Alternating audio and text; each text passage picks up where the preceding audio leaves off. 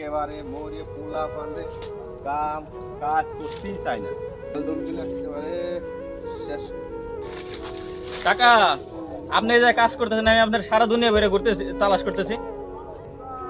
কে বাজান আমারে খুঁজতেছো? কে বাজান কি হয়েছে? আরে আমার বন্ধু মানিক আছে না, আহারে মানিকের বাপে আনাম বাড়ি গরু কিনছে। মানিকের বাপে আনান করে কিনছে। আজ বাদে কালকে কুরবানি ঈদ, আপনি তো এদের কিছু কিনলেন না। বাজান আমরা গরিব মানুষ, আমরা কৃষক, আমরা কি ওদের মতো বিদেশি টেহা আছে আমরা অত বড় গরু কিনতে পারবো? মন খারাপ করে।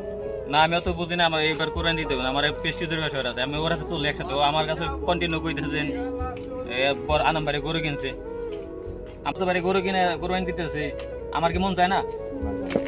মন খারাপ করে না বাজান, আমরা গরিব মানুষ, মানিকের মতো তো টেহা আছে আমাগো, আমরা এত বড় গরু কিনবো না আমি অত বুঝি না, আমার কোরবানি দিতে হইব।